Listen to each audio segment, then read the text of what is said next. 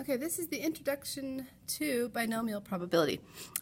So binomial probability always deals with something that you can either succeed or fail. There is no variation within that. Either you have it or you don't. Okay, so let's say we are going to have 4 rolls of the die. Well, 4 rolls of the dice. Okay, so say we've got 2 dice, and we want to know what the probability is that we get. I'm making something up on the spot. We want to know the probability that that the 3 rolls are bigger than 7. That 3 of those 4 rolls of the dice, and so maybe we should say it's a pair of dice. And that way 3 of them are bigger than a 7. So if you remember in our sample space,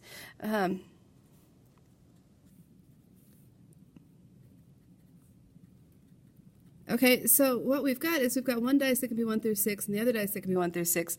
The roll here, 1 plus 6 is a 7. So that's a 7. 2 plus 5 is a 7. 3 plus 4 is a 7, 4 plus 3 is a 7, 5 plus 2, 6 plus 1 this way. So all of this would be, here are the 7s. Anything here, like if I roll a 3 and roll a 2, this is a 5, that would be less than 7. So what I have, all the ones that are bigger than 7 are all the ones found out here. And there's a total of 36 terms. 1, 2, 3, 4, 5, 6. There's 6, so there's 30 and 30. So there's 15. There's 15 possibilities or whatever. So your probability of getting a roll greater than 7 ends up being 15 out of the 36. We can reduce that to 5 out of 12. Okay, so we want to know now what's the probability that 3 of those rolls are bigger than 7. Well, so what we have to do for this scenario is that we have to succeed. We have to get bigger than 7, that's a 12, bigger than 7, and then we have to have 1 failure if we want exactly 3 rolls bigger than 7. So that would be our failure. So sometimes we'll say the probability of success is 5/12. The probability of failure is 1 minus 5/12, which would be 7/12. So we have to succeed 3 times and fail once. But we have to consider what could happen. We could have success, success, success, fail. We could have success, success, fail, success. We could have success, fail, success, success. Or we could have fail, success, success, success. Oh.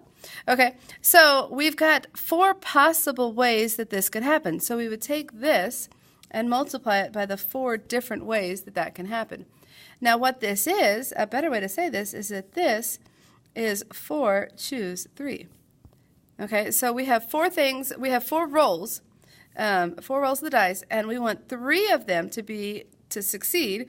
So we want to know how many ways 4 choose 3, and then we have our success to happen. We need that to happen 3 times, and therefore we need our failure to happen once. Okay, and this is exactly what we'd plug into our calculator. So if you remember, we can go math. I lied. We can go option. Sorry, there it is. Options probability, and that's in NCR. So we want 4 choose 3, which we know to be 4. But I can say 4 choose 3 times, and then I have 5/12 to the 3rd times 7/12 to the 1st. And that is our probability of having exactly 3 rolls. If we're rolling the pair of dice 4 times, they give you a sum larger than 7. This doesn't tell me a whole lot, like I don't really know what that means. So if I use this button down here, this F to D, fraction to decimal, then I know that we're about, keep in mind, IB likes 3 significant figures. We're about, or exact. So they'd like this, or they'd like 16.9% So you've got a 16.9% chance that if you're rolling a pair of dice 4 times, that 3 of those will have a sum greater than 7. Okay,